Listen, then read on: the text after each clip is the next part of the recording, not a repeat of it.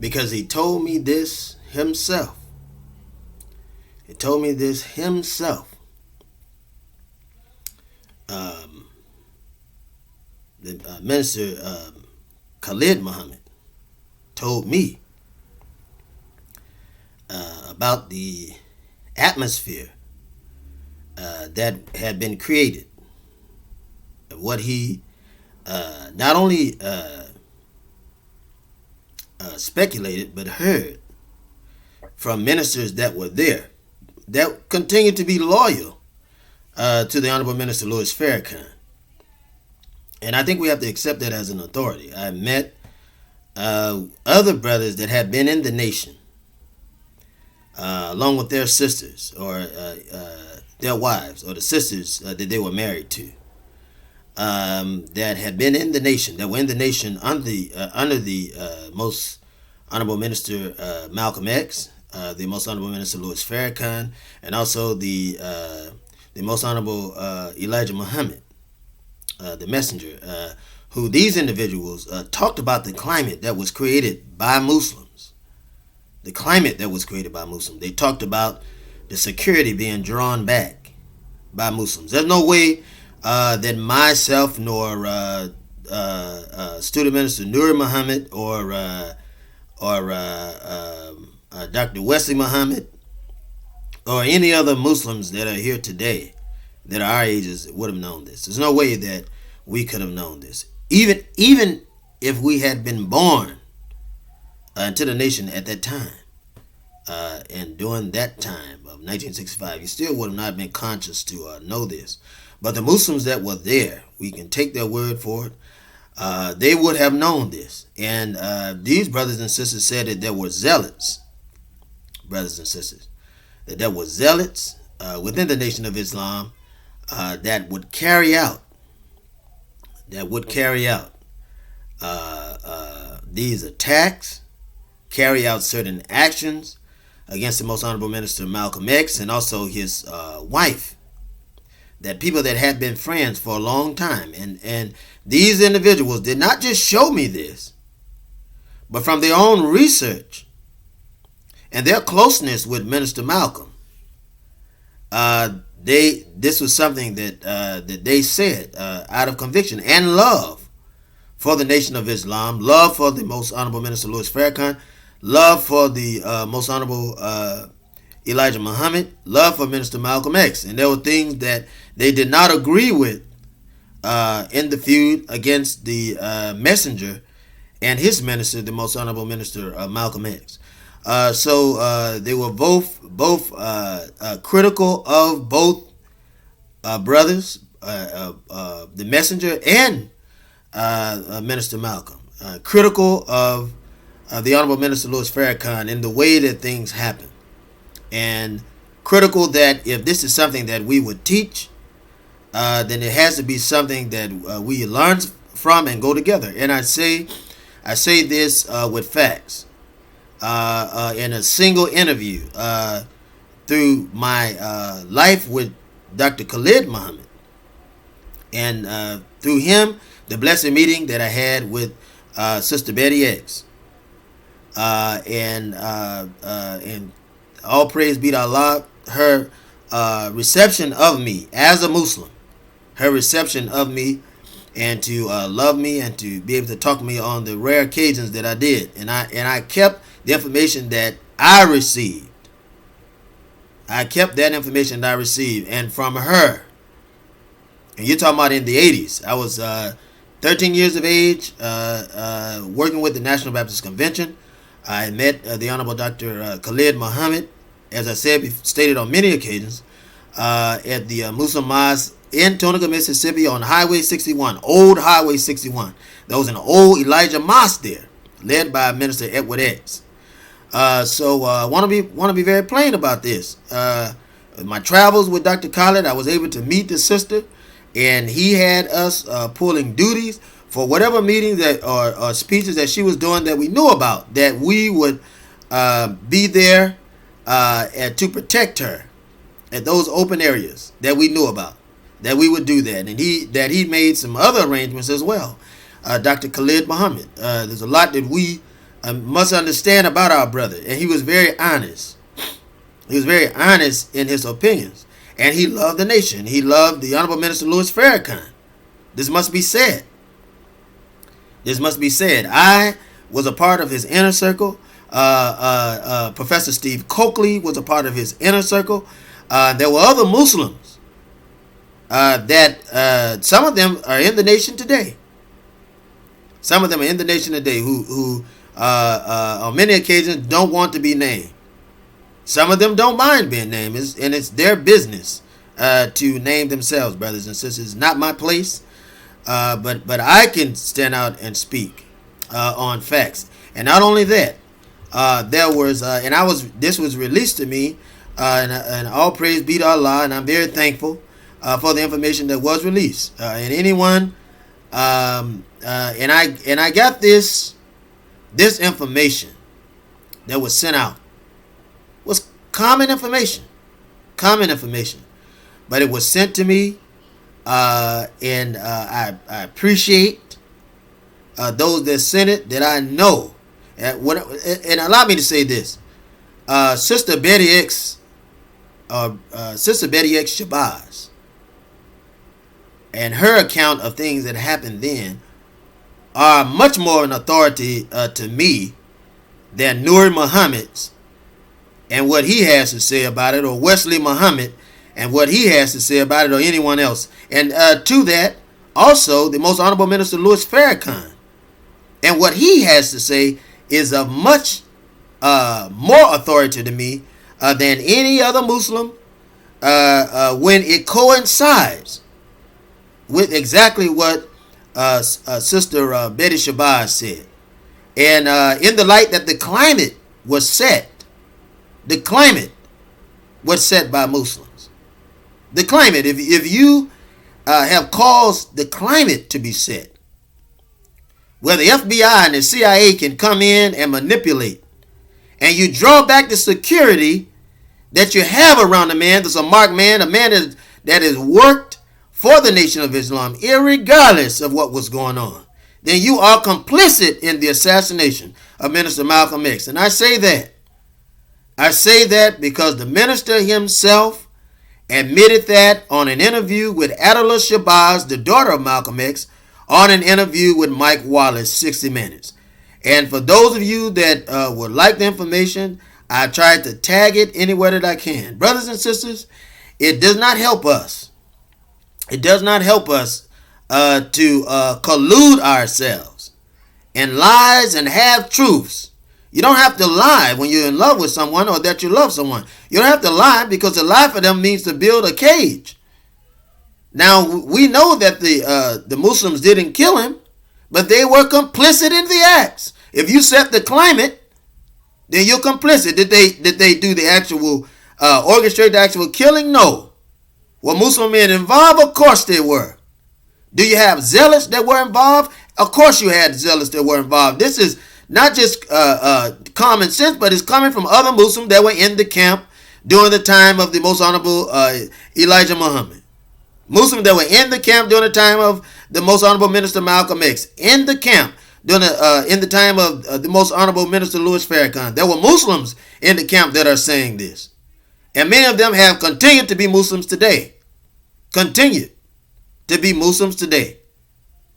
And they were there, brothers and sisters, who are you and I, who were not there to denounce what they're saying when it coincides with what Sister Betty X. Shabazz says, with the Most Honorable Minister Louis Farrakhan, what he says, with ATTILAH Shabazz and what she says, and she was a child, she was there.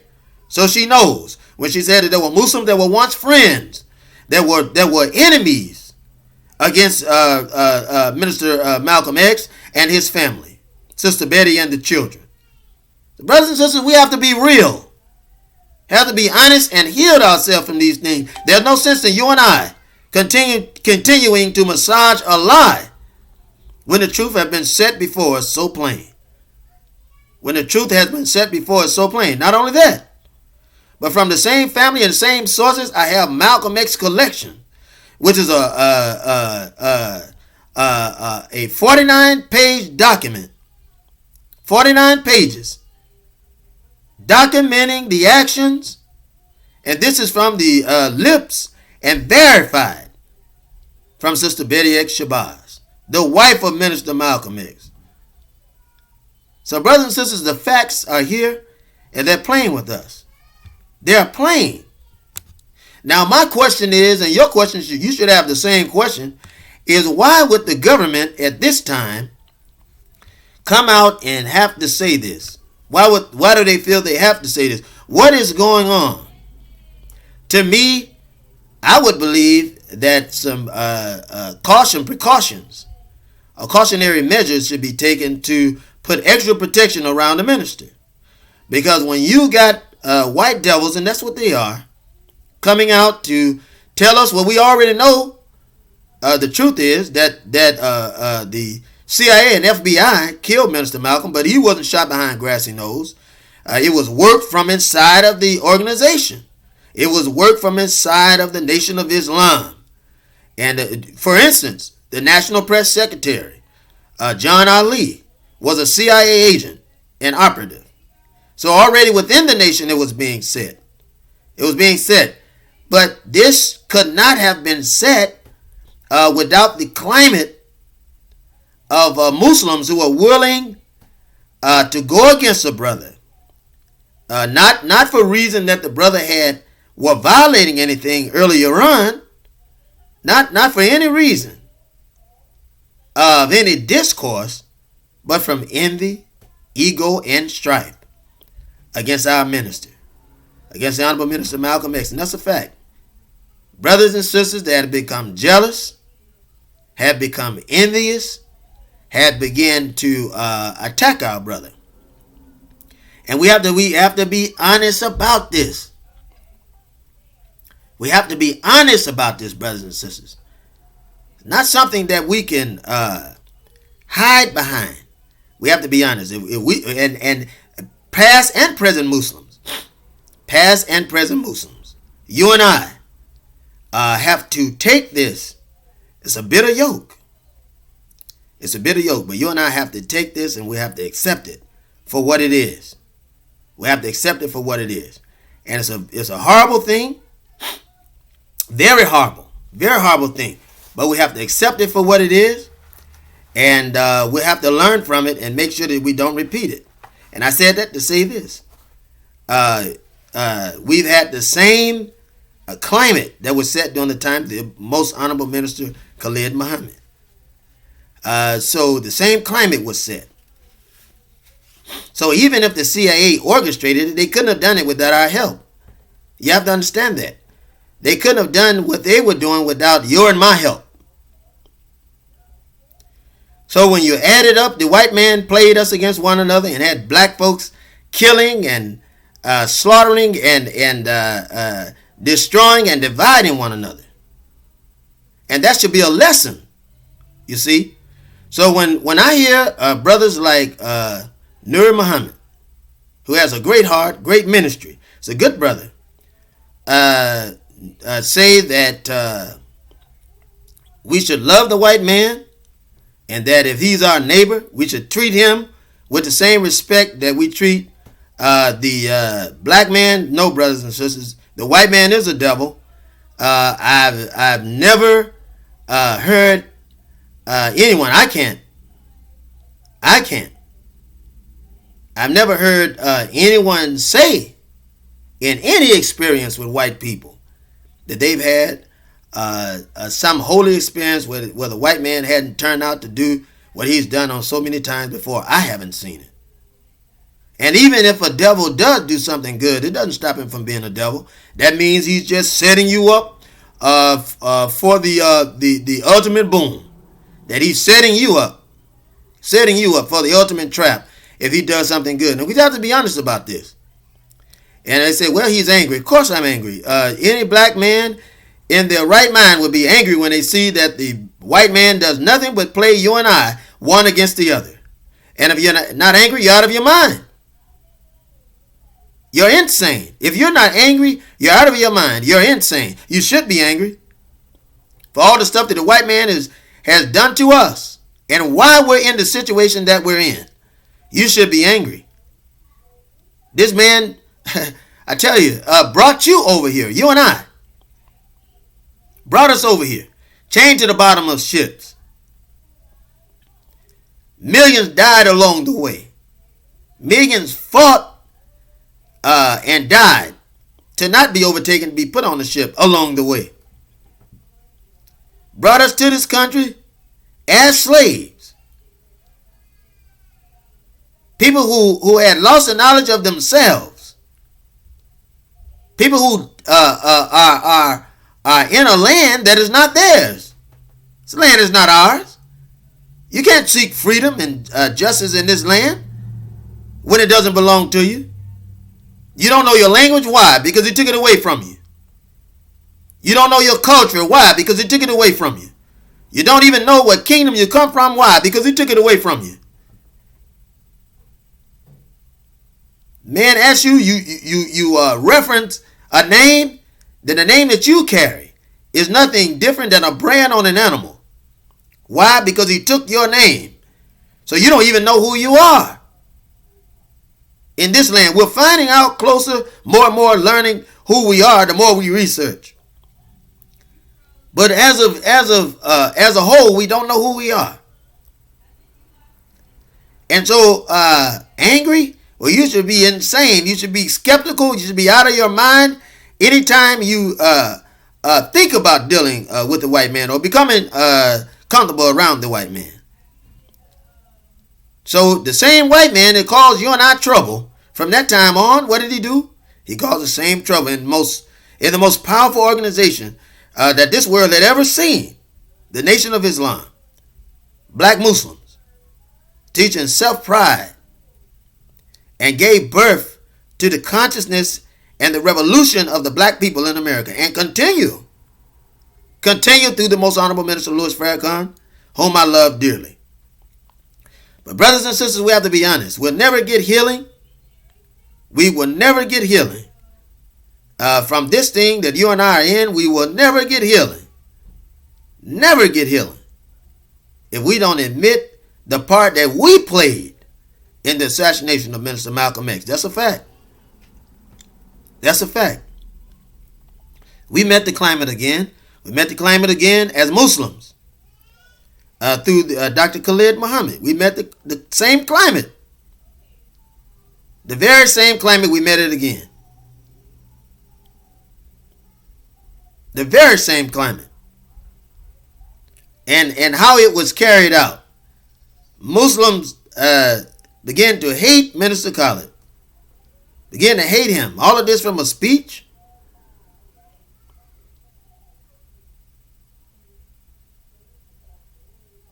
Malcolm was on his way back in the nation. He was setting things right. Dr. Khalid Muhammad was on his way back into the nation. He was setting things right.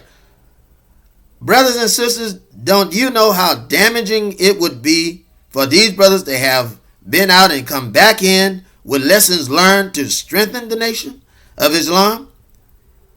During the time of Minister Malcolm X, during the time of Dr. Khalid Muhammad, do you know how strong it would have been? And yes, I believe the Honorable Minister Louis Farrakhan was trying to save the life of Dr. Khalid, to set him down. I do believe that with all my heart. With all my heart, I do believe that. But also there was a climate set.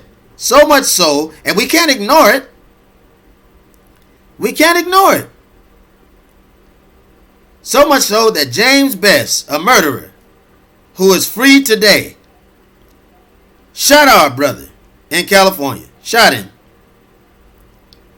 And has tried to justify shooting him and have showed no shame. Have showed no shame.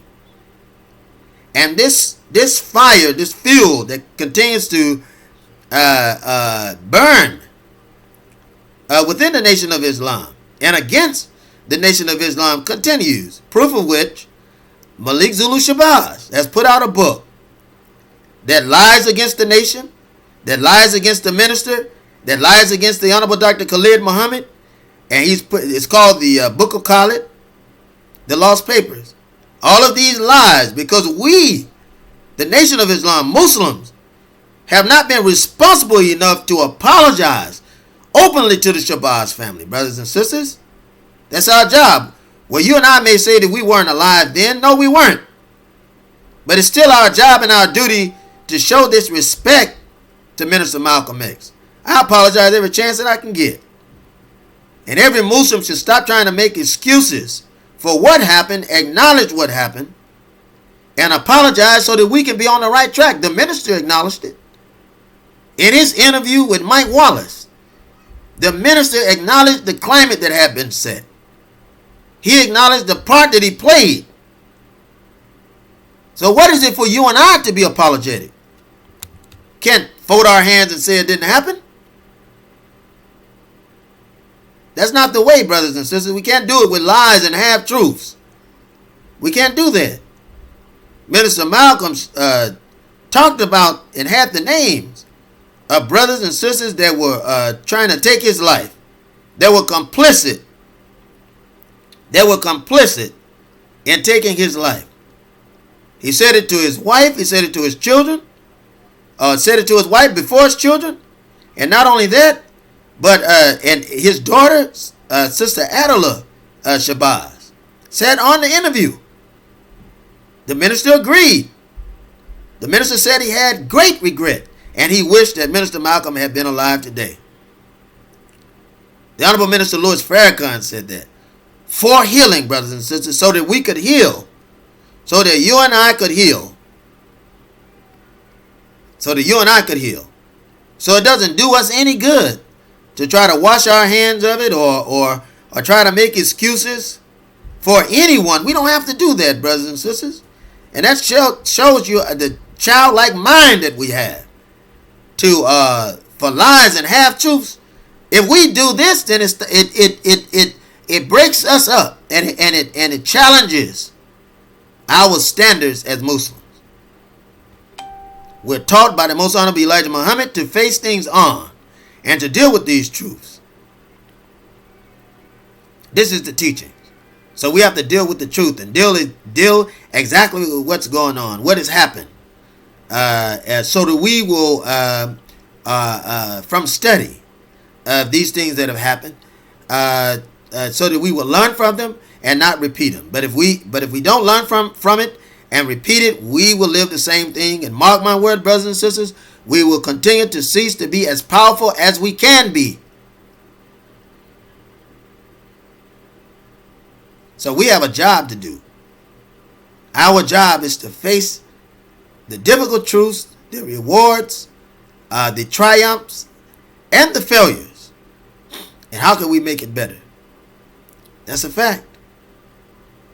So you may say, well, they admitted that they poisoned Minister Malcolm. This is not new knowledge. We know that they poisoned him when he was in Egypt.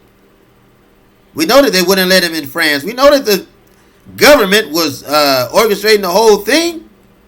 We know that there was an infiltration into the Nation of Islam. We know this. It's nothing new. But what part did we play? And was it possible? Were these things possible without our help? Was it possible? As a result of that, brothers and sisters, there are other things that are coming up. Now we have to pay attention to not only the assassination of Minister Malcolm X, but we have to pay attention to also the assassination of the Shabazz family. We have to pay attention to that because they need our love and our protection even now. They need that. So we have to pay attention to it. Now you ask, why am I saying this? Because my eyes are wide open. My eyes are wide open. And so what is the angle? What is the angle? What is really going on that the American government will feel that they have to come out and say this? You got to ask yourself that. And these devils have said it. Now the same ones that would say that if the FBI and the CIA would say that the FOI assassinated Minister Malcolm, well, they're devils. Why would you believe them? Well, I ask the same question because I too believe that the FBI kill Minister Malcolm. Not the FOI, but the FBI. I believe that. And I know it. I believe it. I know it. The breadcrumb leads right there. So they couldn't deny it even if they tried. But my question would be, why now would they come out to admit this? The same information that we have always known and have found in the Freedom of Information Act. Now that's my question. Why all of a sudden now would they come out and admit this? And so I believe that we should put our hands around the minister twofold. And that there should be security about 20 to 100 deep around him, all around. Because I believe that something else is going on, brothers and sisters. You don't get, I see, it's a shame. I see brothers and sisters jumping up and down now, apologize to the nation. For what? For what? Your eyes should be on, not on what they said, but your eyes should be on why they said it. Your eyes should be on why they said it, brothers and sisters. Not what they said. We've already known that. What truth are they giving? What truth are they giving? And why? And whose truth? You got to ask yourself that. It's that simple. It's that simple. When your enemy is coming to you, telling you something that you already know, what sheep wool is he pulling over your eyes to stop you from seeing what exactly is going on? What is he saying that is blinding you or intended to blind you from what else is obvious or what else is happening? So what is going on under your nose? What is going on under your nose? Because these facts can be found in the Freedom of Information Act. Anybody can request a FOIA or Freedom of Information Act. Anybody can request information. Anybody. As a matter of fact, in 1985, it became common knowledge. Common knowledge. And Minister Khalid Muhammad had requested the information so that we could see. And other information that lets us know that Muslims of that day were complicit in drawing back from Malcolm X and making him vulnerable to the enemy. Vulnerable in it. If I'm the only protection that a man has, brothers and sisters, use your head. For once. If I'm the only protection that a man has, and I draw back my security, what do I expect to happen to that man when everything on the outside of that security is ready to gun him down?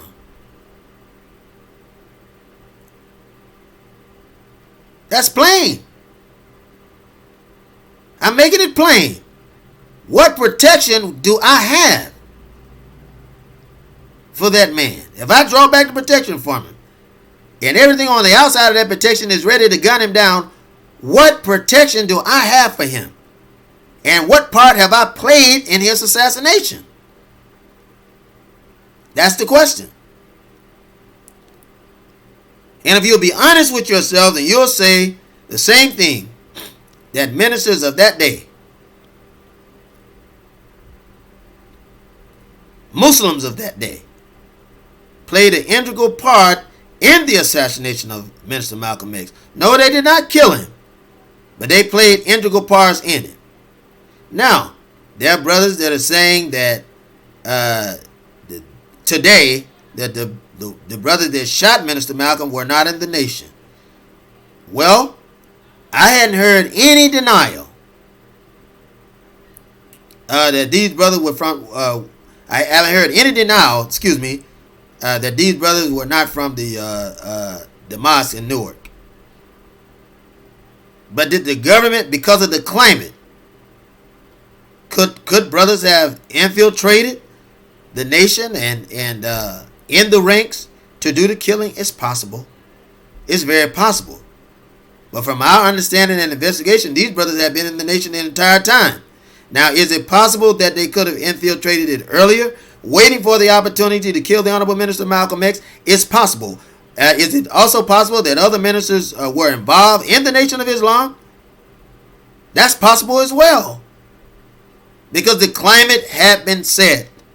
The climate had been set to do this evil, brothers and sisters. And we won't get away from it.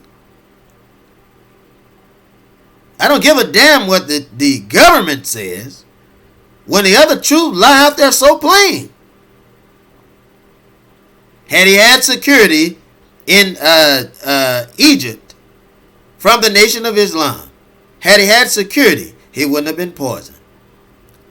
That's plain. I'm making it plain. Had he had security around his house during the time that this upheaval was happening within the nation, his house could have never been firebombed. Do I believe that Muslims did that? No. I think fire is a fingerprint of the white man. He's used fire the entire time. He's always used fire. He burned crosses. And I don't believe that if a brother or sister is trying to get rid of you, they're going to waste their time around there holding a Molotov cocktail. No, I don't. Do I believe that there were CIA agents dressed as Muslims to do this? Of course I do. Do I believe that the CIA did it? Of course I do. But had there been security from Muslims, had the climate not been used, then our brother would probably be here today. That's a fact. Had we practiced what we preached back then, our brother would be with us today. I said the same thing with Minister Khalid Muhammad. The climate had been set. The climate had been set. When the protection is drawn back, when the man's wound is laid open, it's the same thing, brothers and sisters. And I'm just being honest. And I say that as a Muslim. I've never stopped being a Muslim. I still follow the Honorable Minister Louis Farrakhan. I was following him then, because I know that he had nothing to do with it. And at the same time, he was dealing with health issues where he was not able to get with the brother. I understand that, and I know it. I understand that, and I know it, brothers and sisters. But nonetheless, the climate was set. The climate was set. And we have to be responsible for the climate. We have to be responsible. So what climate will we set presently, and what climate will we set in the future for our love for brothers and sisters? For our love for brothers and sisters, not to become cold in any incident. In any incident. Brothers and sisters make a mistake, to put them in training, put them in a 90-day probation and bring them back. To bring them back and reestablish them within the fold. To welcome them back in the fold. Reconcile them in the fold. And part of that upgrade should be for them to teach a lesson on where and how they went wrong, so that we'll build a stronger nation. And I have to say my piece on it, brothers and sisters, because the fact is out there. When you got glorified Muslims speaking their truth, don't speak your truth, give us the truth. And if you give us the truth, then we'll know it. Then we can use it to be able to defend our brothers and sisters, the nation, and within the nation and without of the nation, with the security and protection that they need, and build other brothers and sisters, bring them in the Nation of Islam, which is the best place for any black person to be. The best place for any black person to be today. There's no better place for them to be than in the Nation of Islam. And for them to reciprocate and bring others in. Brothers and sisters, there's no other place for any black person to go that can truly educate, protect, and reculture them to who they are as a people and where they came from and where we're going. There's no better place. And we thank Allah for the Most Honorable Minister Louis Farrakhan for being the one that he would use to bring us to this knowledge, or back to the knowledge, and to re-establish the Nation of Islam as a major organization to help black people standing on the forefront. We thankful. We are thankful. We are thankful. And we want to know that we are living and standing right. So that when our brother has transcended, that the teaching in us are so strong and we're so convicted by these teachings that we're not willing to allow any brother to fall, any sister to fall, and not reestablish them, correct them. Yes. But reestablish them and bring them in to learn lessons from this, that it may not happen to others. And we have to live a strict life and live a holy life for this, brothers and sisters. Not a social life. We can't be living hoping for likes and hoping for acceptance from our white masters. Well, it'll never happen. Or our white enemies. And I haven't found anyone yet, has not been proven, because anyone could do a good deed. But I haven't seen yet any white person from the highest political structure, the highest spiritual white structure on down, that could stand for the black man and mean it. I haven't seen it. And I'm very cautious of any white person that is close to the Nation of Islam or any nation member or any nation ministers, brothers and sisters that come out and are saying that they generally want to help the Nation of Islam. Because what you have to understand, brothers and sisters, what you and I have to understand is that white privilege goes along with white racism. Why the white man wouldn't have privilege if he didn't have white racism? And you got to understand that. There's no other way around it. Now, I don't see any white man giving up his privilege or white racism, which is his privilege, to rule over you and I, or to have exception over you and I. I can't see him trying to protect us, whether he be religious or otherwise, trying to give us what he has, unless he has a motive. And if he has a motive, then he's not really trying to give you what he has. That means that he's trying to pull the wool over your eye long enough to pass what he's trying to pass, or to get past whatever he's trying to get past. And the only way that he can do this to you and I is to appear as an angel of light. To appear as an angel of light. And what has he done? Cause confusion, because right now there are brothers and sisters that are willing to lie. Pardon me, brothers and sisters. To themselves, willing to lie to themselves that the nation had nothing to do with the assassination of Minister Malcolm X. And if it's done nothing else, is raise the question and has opened the wound that has been there for years, which wound is connected to other divisions within the nation and connected to the separation of Dr. Khalid Muhammad. And I'm different from other people. When the discussion happened, I'm not going to just sit there and listen to this ignorance. I don't have the patience for it. That's one reason I don't have the patience to listen to the ignorance that people speak, or the hate that people speak, or the egos that they have, or the divisions that are caused from what this devil is doing. And he thought long and hard before he put this out. So there are those saying that, well, I'm an Elijah Muslim. There are those saying that I'm a Farrakhan Muslim. Well, Elijah is the goal. All of us are under the teachings of the most honorable Elijah Muhammad. There's no such thing as any other Muslim. And we thank God, Allah, for the most honorable Minister Louis Farrakhan, who is teaching the wisdom of the most honorable Elijah Muhammad to the best of his ability. Now, brothers and sisters, you know, when Jesus came, there were disciples and apostles that came that had bear witness to the sight of Jesus. And the best way that I can explain this is to take that example. So when you have the Gospels, you have the Gospels according to those that are writing that Gospel, or the Gospel according to those that are speaking that Gospel. So you have the Gospel according to St. Matthew. You have the Gospel according to St. Luke. The Gospel according to St. John.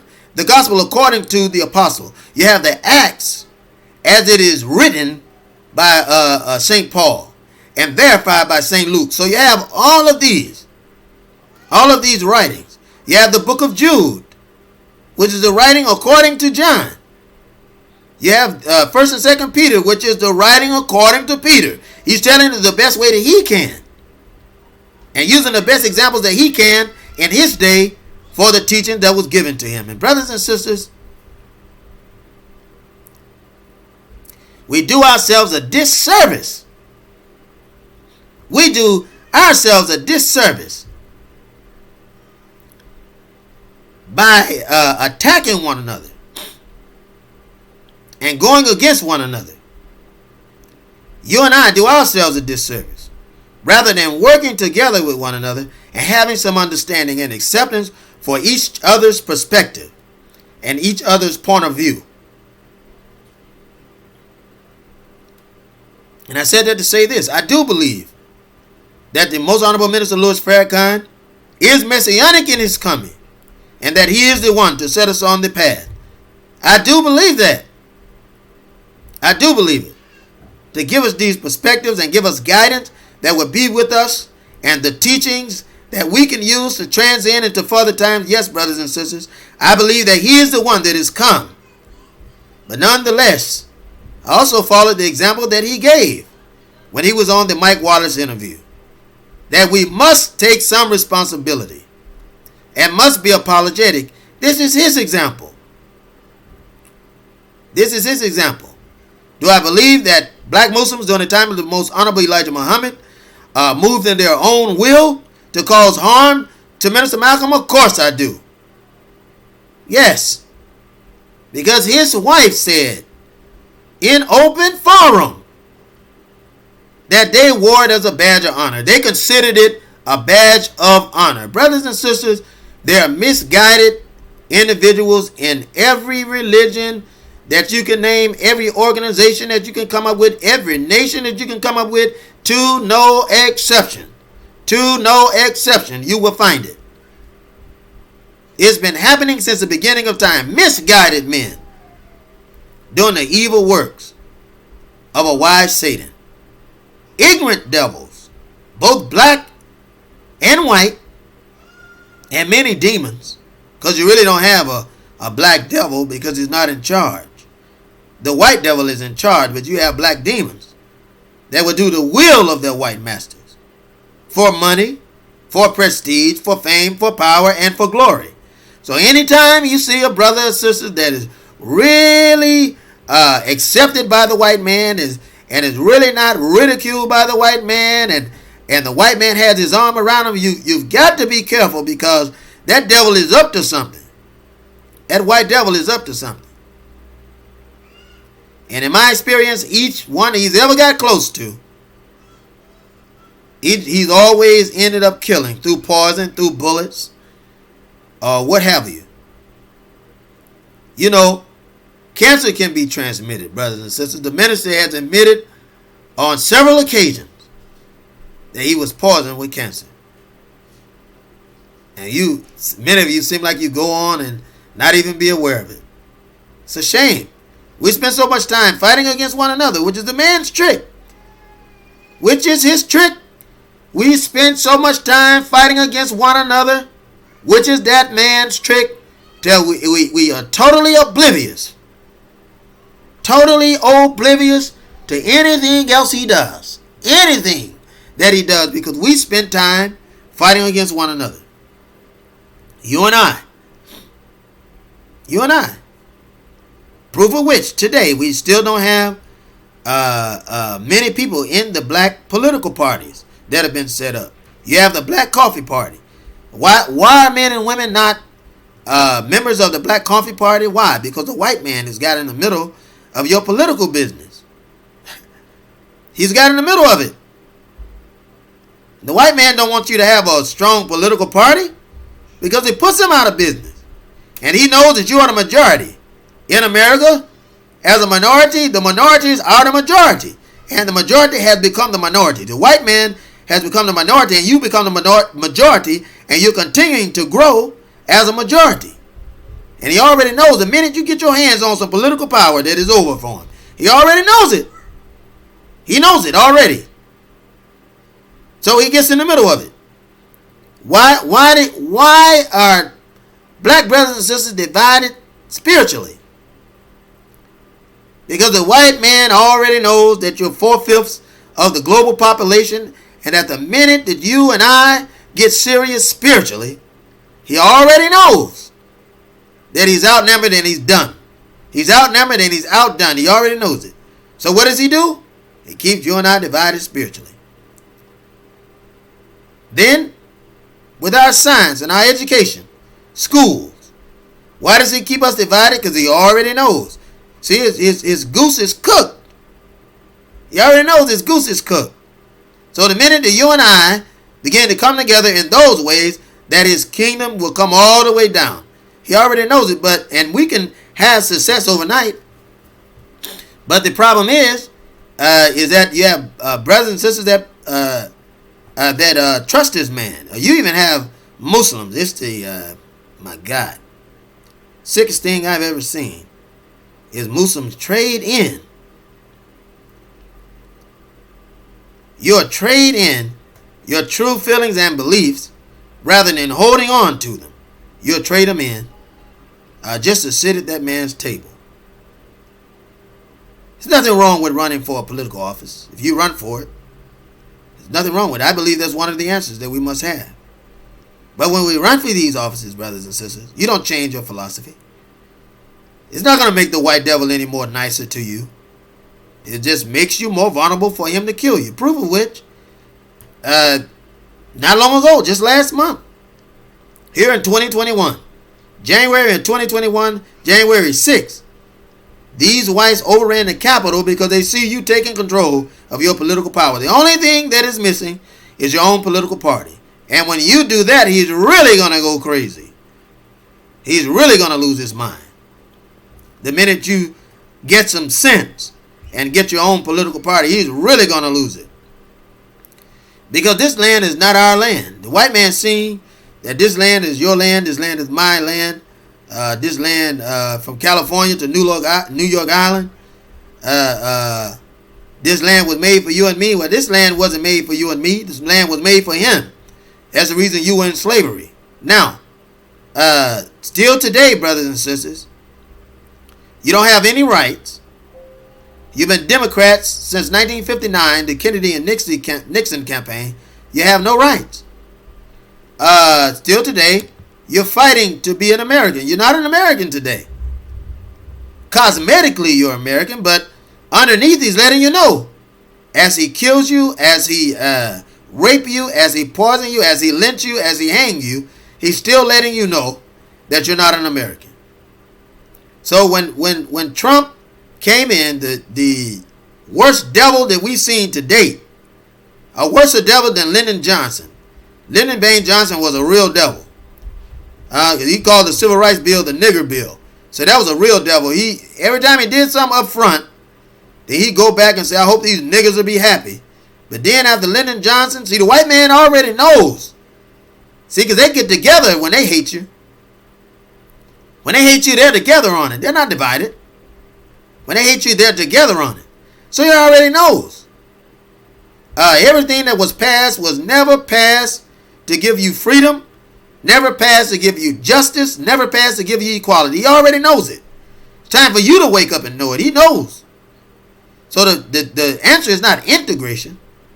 The answer is not socialism. The answer is separation.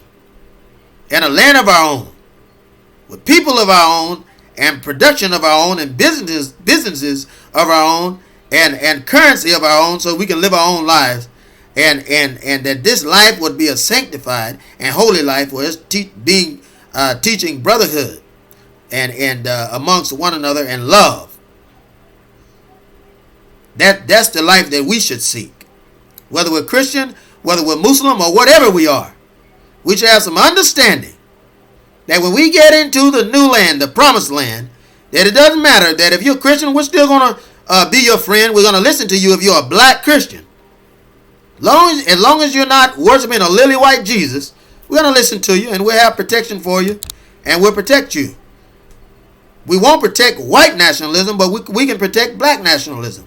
you'd have a lot of that church in South Carolina, in Charleston, South Carolina, that was Dylan Roof attacked when he went in. Why, that church wouldn't have been attacked had there been relations between the African Methodist Episcopal Church and the black Muslims or the Nation of Islam. It would have been attacked, because you would have checked him as soon as he came through the door. You would have checked him for weapons, would have checked him on his persons for anything that could damage another brother and sister. They wouldn't have been attacked. But as a result of you trusting this man and letting him just waltz up in your organization, then you got people that are dead, black people that are dead, that would be alive. So this is the same government that protected this black man that you trust when he tells you these things concerning Minister Malcolm X. Because he's telling you a truth, but he's not telling you the purpose behind it. You don't know the purpose behind the truth that he's speaking, and what kind of truth it is. You don't know it. Now, why would he say something different than the Honorable Minister Louis Farrakhan said in 1985? You gotta ask yourself the question, or the minister said in 1995. You gotta ask yourself that question. The ministers never denied the climate that was in the Nation of Islam then. He continues to get on us that the same climate is not created now. He continues to. Because he knows that we have to heal. We need to be healed. And brothers and sisters, we got some healing to do. So when the white man is trying to, look like he's trying to relax the guards of the black man. Bring your guards down, my guards down. Then when our guards are brought down, then something else is happening. He's trying to push his COVID-19 on you at the same time. He's got other things going at the same time. Make you drop your guard. Make you feel American so he can move in for the ultimate kill. You got to understand that. Stop being so ignorant and showing your ignorance. When you hear brothers and sisters say, now give the Nation of Islam an apology, why you can bring Malcolm X back. Who owes you an apology? You can't bring this brother back. You can't replace the experiences that Sister Betty X had and her children. You can't replace those experiences, brothers and sisters. There's the only apology that needs to be said is the apologies to the family of Minister Malcolm X. That's the apology that we need. You're out of your mind to ask for an apology to the Nation of Islam of that day, where brothers and sisters acted in ways to ignite the climate and pull back the veil of protection from our brother for him to be shot. And that is a fact, brothers and sisters. That's a fact. And I say that because it empowers me as a Muslim. It shows your love and dedication for the Most Honorable Minister Louis Farrakhan for truth. So we've got to get better. We've got to understand better. We have to get some understanding. In all thy getting, we have to get some understanding. Isn't that what Brother Solomon said? Isn't that what Brother Solomon said? He said, in all thy getting, get understanding. We've got to get some understanding.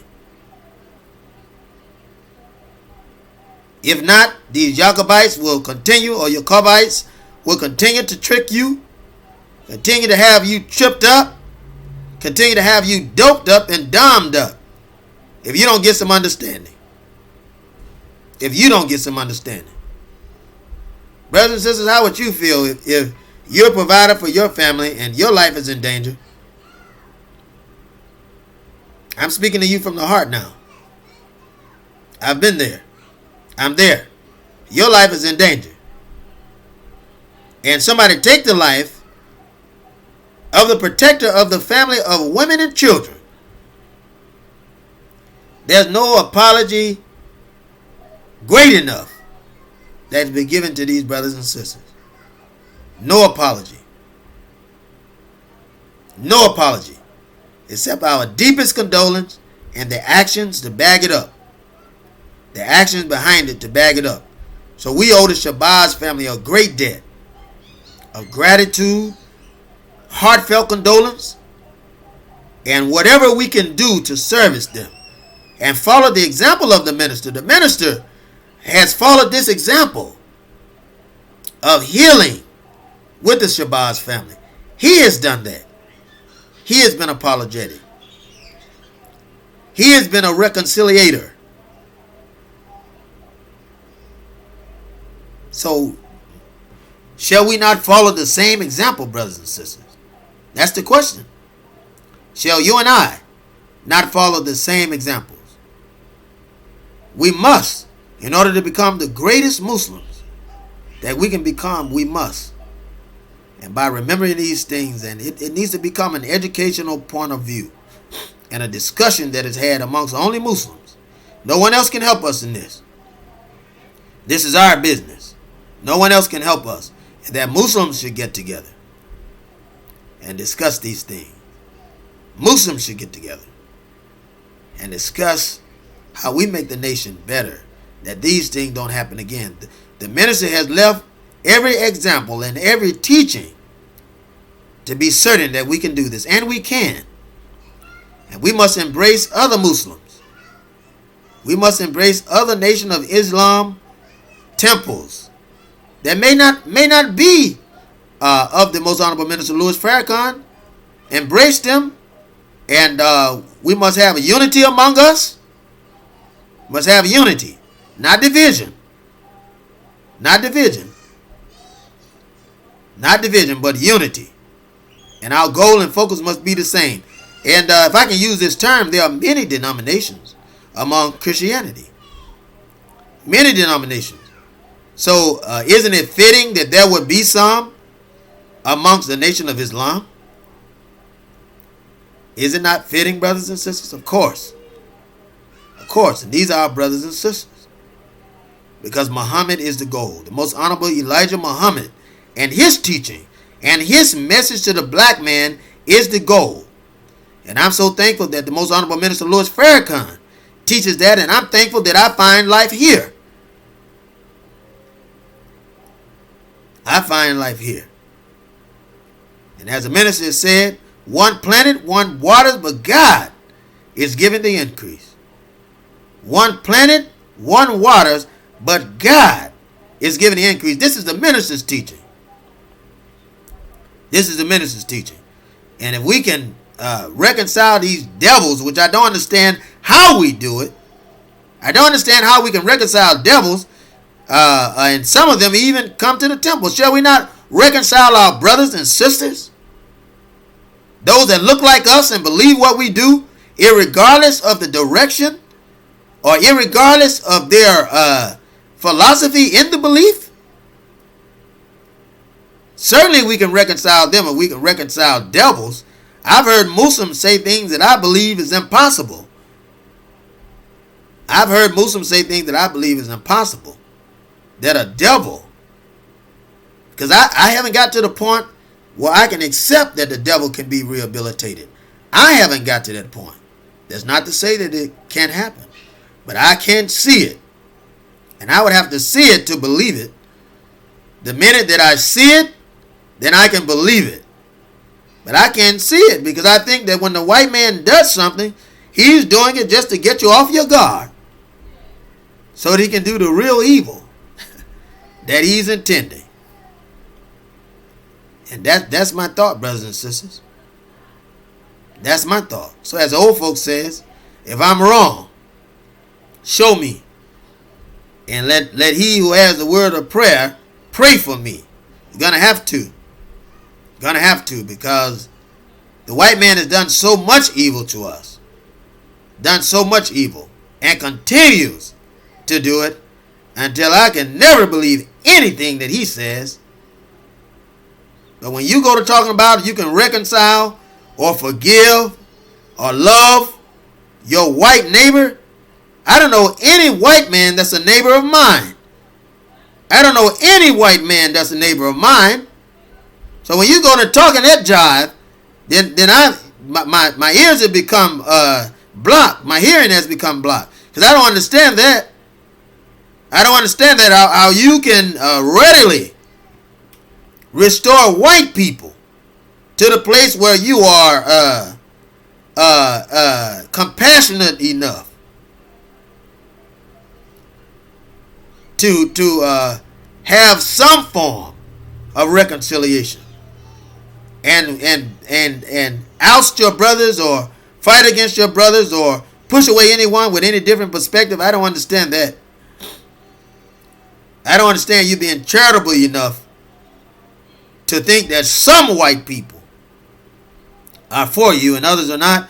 Brothers and sisters, you learn a lesson from history. When white people do something, they do it as a group. They do it together. When the white people ensued slavery, I hear some fools say, well, you had Quakers that were trying to help them to be free. Well, the Quakers owned their own land that you could help them farm, and also owned businesses that were production, canning businesses for food. They owned clothing stores where they purchased cotton and raised cotton that they needed your help to do as free blacks.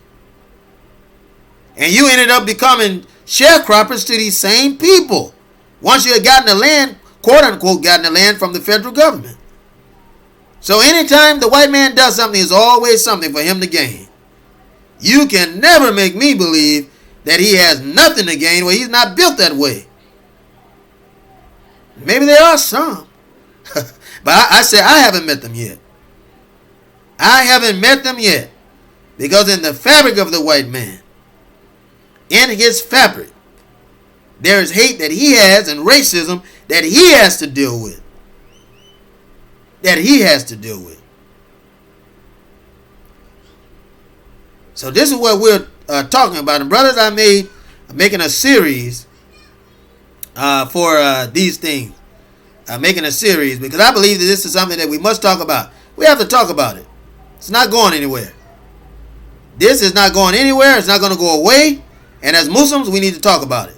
So I'm ready for it, for the talk. And you met a friend in the discussion. And debater in the discussion. And I hope to learn and be proven wrong.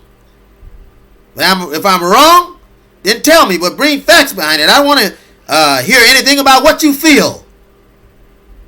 Don't give me what you feel. Give me the truth. And if I can hear that, and you give me the truth and you do it in love, then I can accept that. But it has to be the truth.